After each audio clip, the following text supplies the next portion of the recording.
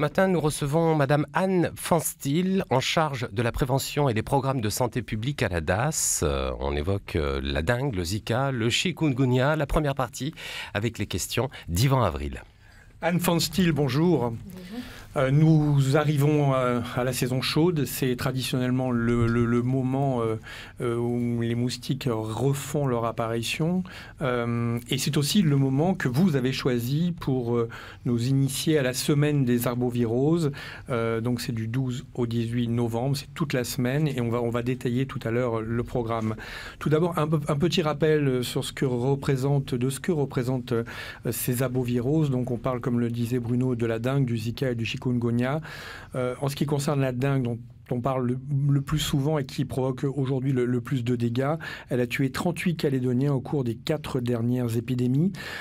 Pardon, depuis janvier 2018, on a recensé 1892 cas de dengue, 184 hospitalisations, 2 décès. Et aujourd'hui, on parle d'une dengue de type 2, ce qui veut dire qu'il y a évidemment plusieurs types.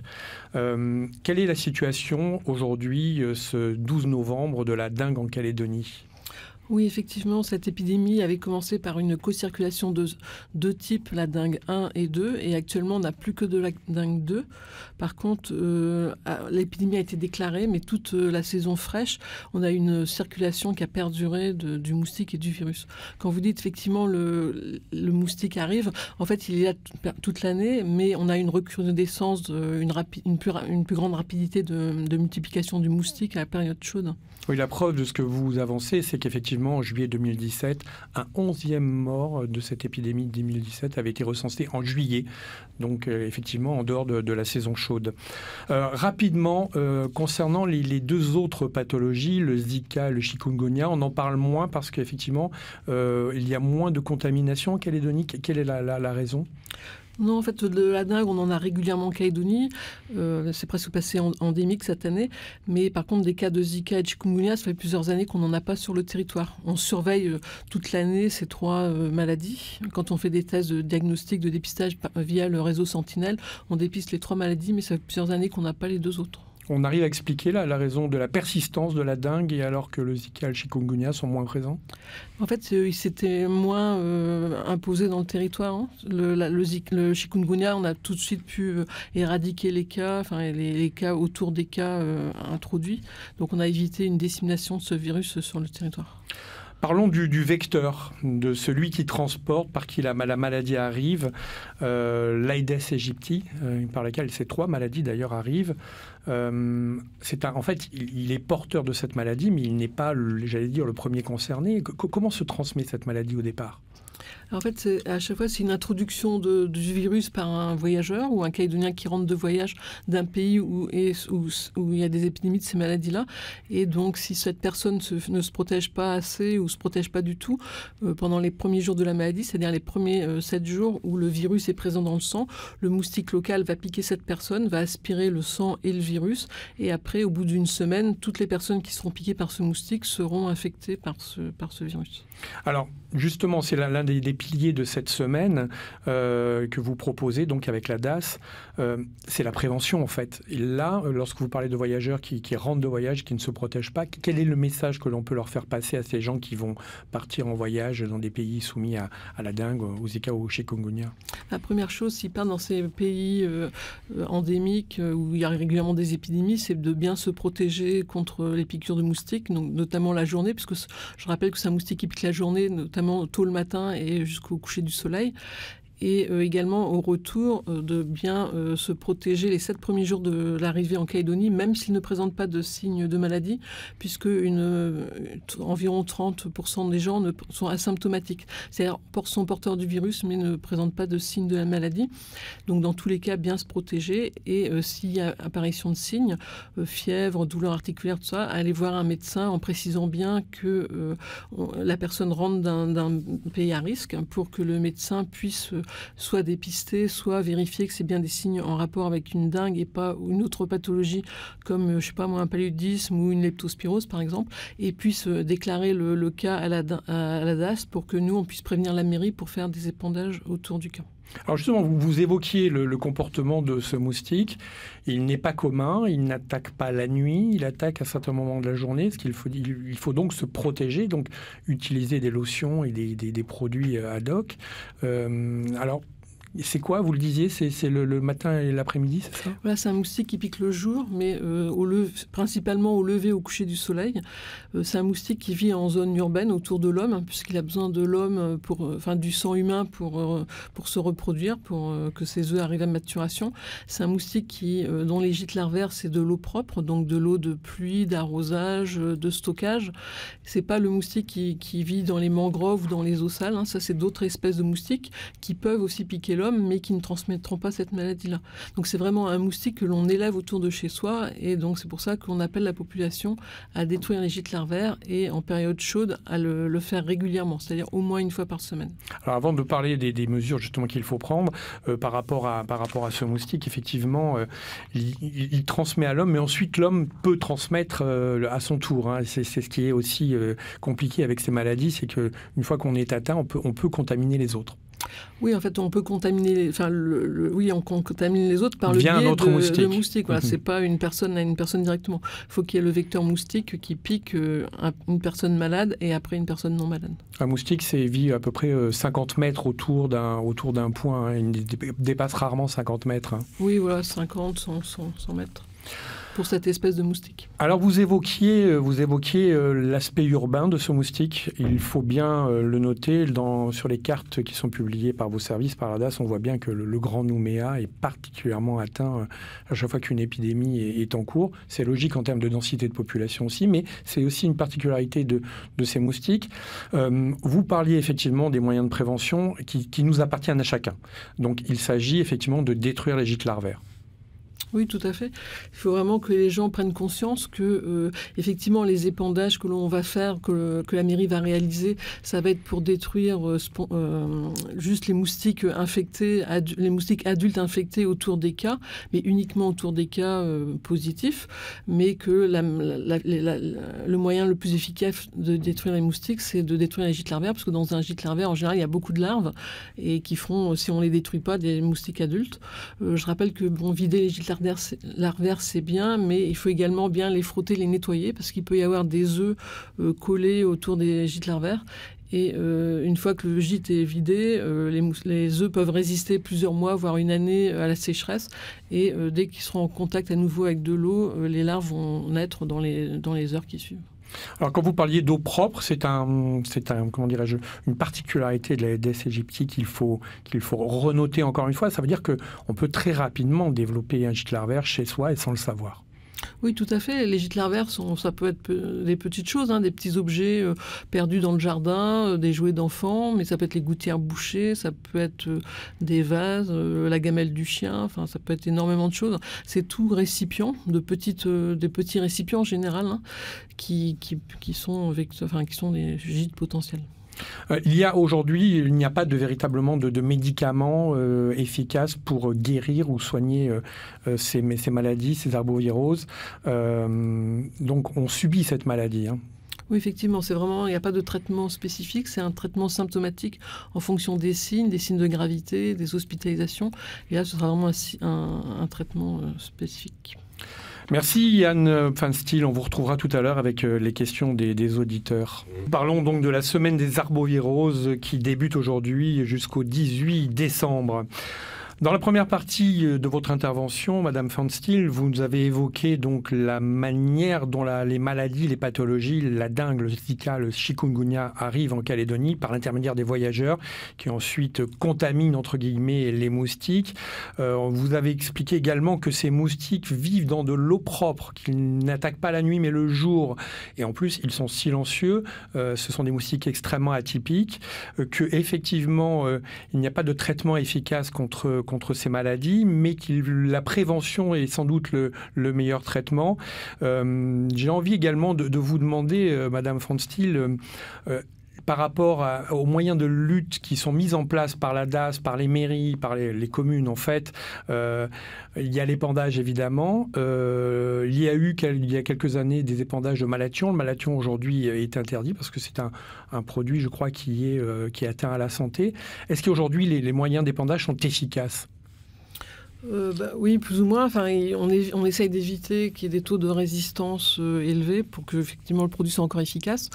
Actuellement, c'est que de la deltamétrine ou de la aquacautrine qui sont utilisés suivant les mairies. Mais c'est pour ça qu'on n'utilise ces épandages que contre les cas positifs de dengue, pour pas augmenter cette résistance aux insecticides. Il y a des toxicités, on parlait du malathion qui a été prohibé aujourd'hui.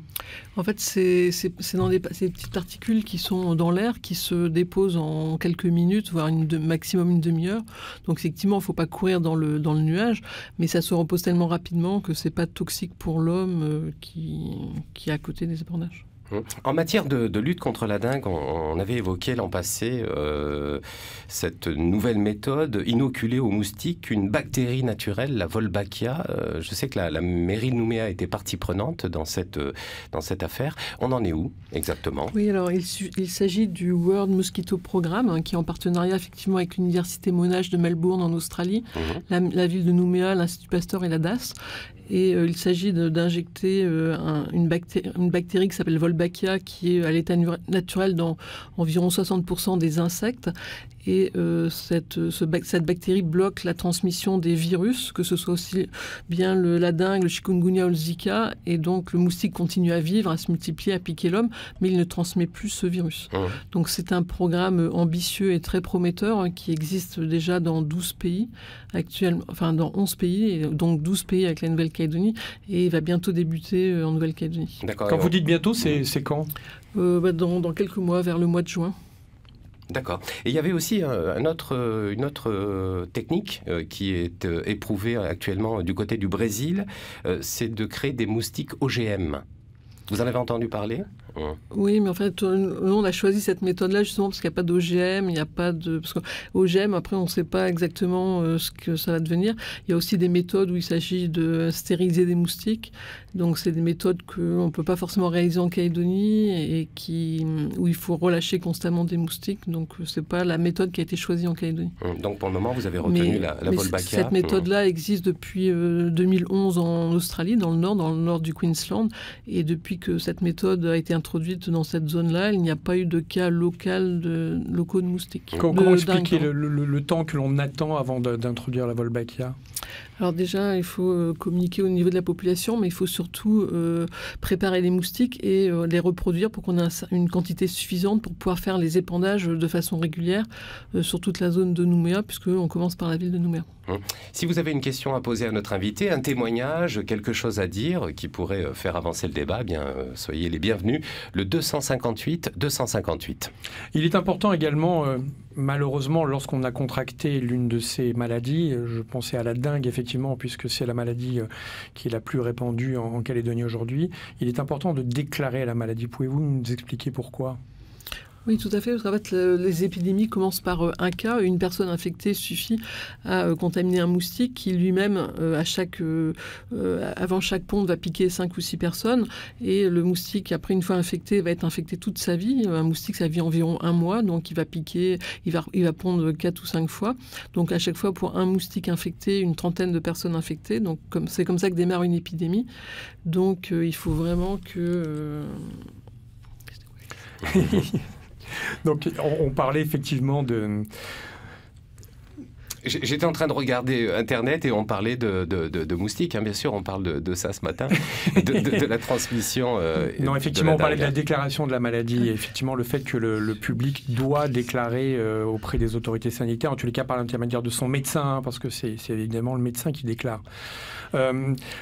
Parlons maintenant de cette semaine, puisque vous êtes venu ici ce matin pour cette semaine, effectivement, des arboviroses qui débute aujourd'hui et qui se poursuit jusqu'à la fin de la semaine. 3 objectifs, si j'ai bien retenu, de cette semaine: sensibilisation, dépistage et moyens alternatifs à l'épandage. C'est ça en gros? Oui, tout à fait, oui.